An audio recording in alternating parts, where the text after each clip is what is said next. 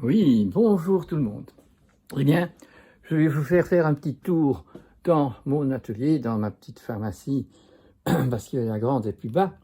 Et je vais arriver à l'endroit où je fais mes mélanges de graines pour des animaux qui sont des rongeurs, des lagomorphes, des cochons d'Inde, donc des animaux de basse-cour. Donc, du bon temps, la basse-cour existait, et donc nous avions tous ces animaux qui vivaient mélangés, avec la haute-cour également, donc le pan y était, et donc nous avions une multitude d'animaux qui vivaient bien ensemble, qui n'étaient pas dans des monocultures, pas des monocultures, des endroits d'exploitation comme nous avons aujourd'hui, et où ils ne mangent jamais de la nourriture naturelle pour ces genres d'animaux non plus, parce que là, ils mangent des granulés qui sont faits pour engraisser très vite ces animaux, et donc ils ne sont pas non plus dans la liberté, ils n'ont pas de mouvement, ils n'ont pas de vie sociale. Enfin, ils ont à subir ce que nous devons subir aujourd'hui par nos dirigeants qui nous mettent à une distance sociale et qui nous isolent et qui nous interdisent de collaborer ensemble et de débattre sur les choses. Alors voilà, ces mélanges de graines que je fais. D'abord, vous voyez qu'il y a ici tout plein de fleurs, de plantes qui sont séchées ou qui sont encore en train de sécher. Vous avez ici encore... Attendez, je vais ouvrir cette boîte.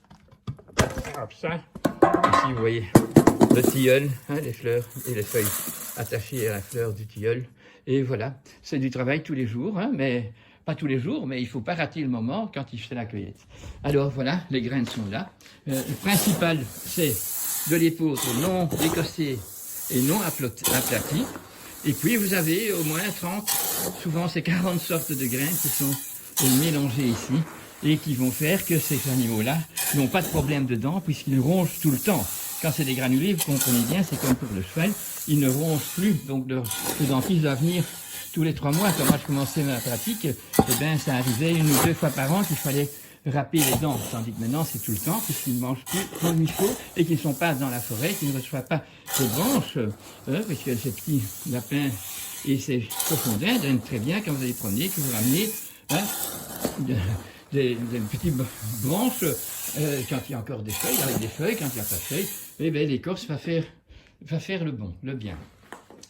Voilà, comme ça vous voyez un peu qu'il y a beaucoup de choses à faire aujourd'hui d'une façon artisanale, puisque ça ne se fait plus, ça ne se vend plus. Quand on achète quelque chose pour le lapin, c'est fait pour les consommateurs qui ne savent pas et qui ne veulent pas savoir ce qu'il faut donner à un lapin, de ce qu'un lapin a besoin. Ok. En plus, les lapins ne sont pas en basse-cour non plus. Et bon, il y a toujours dedans du fenugrec aussi, ça c'est très important, et des graines de lin. Vous voyez, les graines de lin, il en faut aussi dans ces mélanges-là, surtout qu'ils ne sont pas dehors, ces braves animaux. Le fenugrec, si vous connaissez, c'est ceci. On ne peut pas vous faire sentir comme ça sent bon. Voilà, c'était ce que je voulais dire au niveau de cette activité que je fais maintenant et qui fait que on n'a plus jamais, presque plus jamais, à soigner ces animaux quand ils sont nourris convenablement.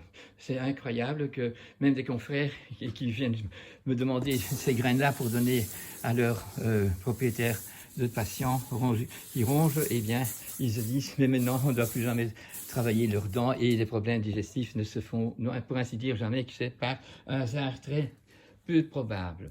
Voilà, c'est ça qui fait le beau de la vie, hein. Quand vous tenez ça dans les mains, vous savez que vous êtes raccordé et que vous allez raccorder avec ces petits animaux qui sont, soi-disant, nos amis, mais si on ne les nourrit pas bien, eh bien, on les trahit et on leur empêche d'évoluer sainement et d'avoir leur spirit, enfin leur âme qui se déploie. Oui. Je vais vous parler maintenant un peu de la peur et de l'inquiétude. Donc, il est très important de faire la différence, parce que quand on a peur, eh bien, on ne sait pas décider comme il faut. Alors, on va décider d'une façon absolue, c'est-à-dire on est pour ou on est contre. On est donc persuadé, sans savoir pourquoi, qu'on ne veut pas le vaccin ou qu'on veut le vaccin. Mais aucun des deux n'est au courant de ce qu'est un virus et pourquoi un vaccin ne peut pas être sain pour un corps sain. Et que l'immunité, justement, c'est le défi. Donc toutes ces choses-là sont des demandes. Maintenant, si vous restez dans une inquiétude et que vous posez la question que doit manger un lapin, que doit manger un cochon d'Inde, que doit manger un cheval ou une vache, eh bien alors il y aura une bonne heure d'explication nécessaire. Donc si on est dans l'inquiétude et qu'on veut bien faire, eh bien on va s'interroger. Quand on s'interroge, on va chercher les maîtres dans ces savoirs qui vont expliquer ce qu'il faut. Tandis que si on avait été analphabète, si on avait vécu il y a 100 ans, eh bien tout le monde qui avait un lapin savait nourrir les lapins, et tout le monde qui avait des chevaux et des vaches et des cochons savait comment nourrir ces animaux. Tandis que maintenant, non. On est professeur d'université, on est vétérinaire diplômé, et on ne sait pas comment soigner convenablement les animaux dont nous sommes devenus les spécialistes. Et c'est ça qui est grave. Ça, c'est la même chose chez les avocats, chez les gens qui sont dans la construction. Eh bien, eux aussi, ils savent comment faire avec du béton, mais ils ne savent plus faire comme il faut. Et légalement, il faut mettre du plastique et des isolants. Et quand la maison était faite d'une façon tellurique, d'une façon locale, eh bien, tout le monde savait savoir comment, et on savait quelles briques on mettait et dans quel sens il fallait mettre les briques. Vous voyez qu'on a perdu tout ça et que nous devons maintenant faire le constat. Et si on fait le constat, on pourra se retourner. Parce que ce n'est pas ce virus qui va partir parce qu'on aura fait le vaccin. Le virus, ce n'est pas un problème. Le problème, c'est l'état de cul-de-sac dans lequel on s'est mis depuis que nous suivons les scientifiques et les gouverneurs qui font tout pour l'économie et qui nous avons empoisonnés. Mais nous sommes également participants à cette trahison de la nature. Et si on ne repère pas, on ne va pas chercher des gens qui sont des vrais artisans, des vrais poètes, des vrais connaisseurs qui, eux, vont pouvoir vous expliquer quel retournement il faut faire. Umstimmung, disait Hahnemann, il faut se retourner, parce que l'art de vivre, c'est ce qui donne la santé, et l'art de guérir, c'est ce qui est exclusivement à donner à ceux qui sont malades, et donner alors des éléments, des remèdes qui ne sont pas pétrochimiques, mais qui sont avec une force éthérique ou une force astrale, et donc où on connaît comment telle tisane fait telle chose, mais en même temps, ce bon médecin, ce bon thérapeute va vous dire arrêtez de boire votre coca et ne prenez plus de Kellogg's et n'allez plus au McDonald's et faites la même chose avec vos animaux. Voilà, mesdames, mesdemoiselles, messieurs, mes amis, c'est un constat qui est absolument nécessaire de faire. Hein, c'est impossible de nous guérir et de sortir de ce cas, de cette problématique aujourd'hui, si chacun de nous ne faisons pas ce Umstimmung.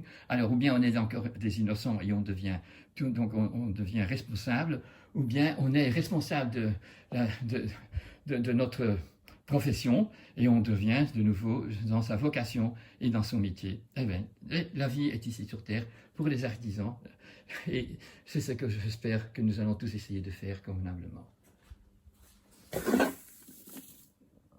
Et oui, pour apprendre à connaître la vie, à connaître l'art de guérir et l'art de vivre, bien, on a besoin d'une bibliothèque. Hein. Ok, ça c'est maintenant on a son ordinateur et on pense pouvoir aller où il faut, mais quand on lit dans un livre, on retient mieux et on voit tous les contextes et pas simplement le petit mot ou la petite phrase ou le petit chapitre qu'on essaye d'obtenir en poussant sur une touche. Moi j'ai toujours aimé ces livres. Et vous voyez, ça c'est mon prédécesseur qui est resté trop longtemps dans la bibliothèque. Ne prenez pas ça au sérieux.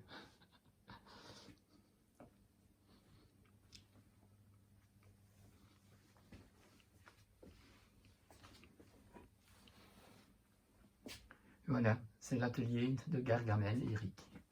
Et vous voyez, il y a toujours à bricoler, mais il faut savoir comment on le fait. Hein. Vous voyez, on met les dates et on fait nos huiles qui contiennent des herbes, des plantes, des fleurs.